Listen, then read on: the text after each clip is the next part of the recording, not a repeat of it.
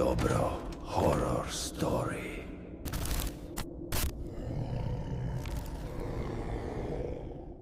Every year, around May, right before senior prom, beauty clinics are fully booked with high schoolers. Everyone wants to look perfect for the biggest night of their lives. But have you ever heard the old saying, "Some marks on your body are there for a reason"? Today's story takes place in a high-end dermatology clinic in Beverly Hills. We'll call the protagonist Chloe.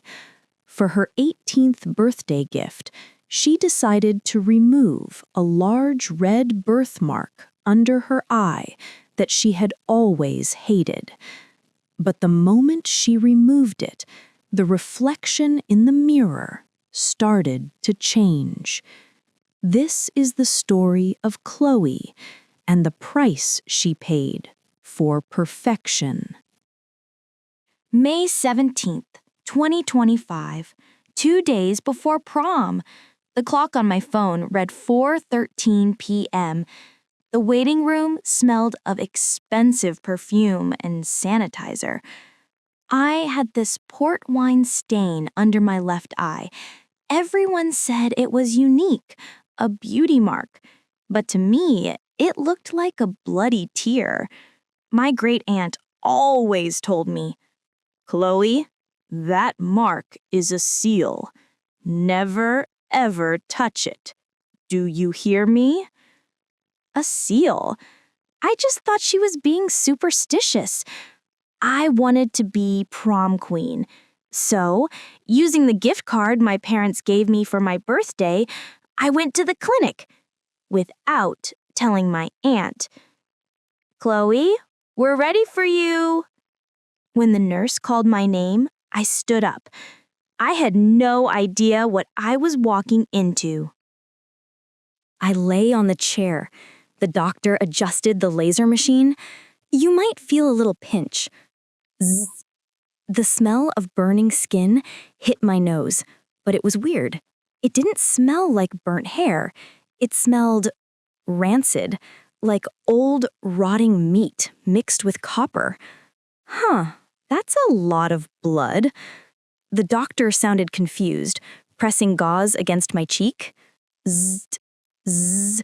With every pulse of the laser, I felt a sharp pain, not on my skin, but deep inside my skull, like someone was pulling a rusty nail out of my brain. The procedure took 10 minutes. When I looked in the mirror, dark blood was seeping through the bandage.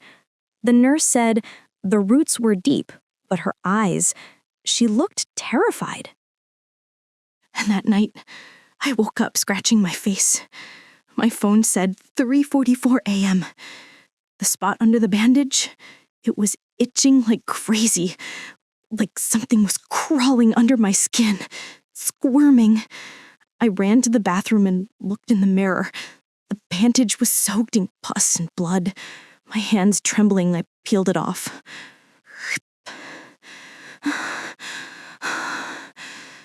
I couldn't breathe. It should be gone. We burned it off. But the mark was back. And it wasn't just a dot anymore.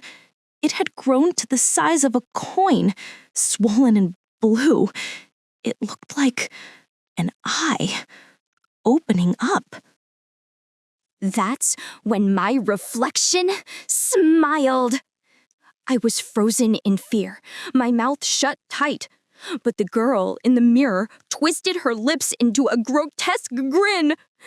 And that face, it wasn't mine. It was the face I saw in old family albums.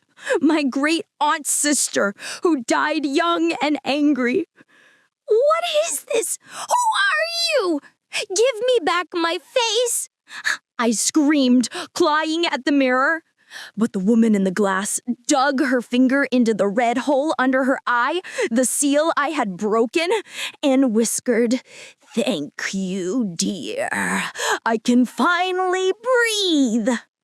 I finally understood my aunt's warning. That red mark wasn't a beauty mark.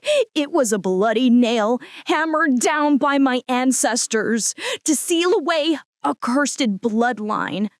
And I had pulled that nail out with my own hands just to look pretty for prom. Since that day, I haven't gone to school. I just stay in my room. My parents think I'm depressed because of a botched surgery. But I actually love looking in the mirror now. The woman in the mirror is becoming clearer every day. Sometimes I get confused. Am I Chloe or am I her? But who cares? My skin is paler. My eyes are more alluring. Now that the red mark is gone, I feel so free. Check your own reflection. Do you have a mark on your body that you hate? A red spot? A scar? Don't force it off. You never know who might be locked inside. So tell me, am I pretty now?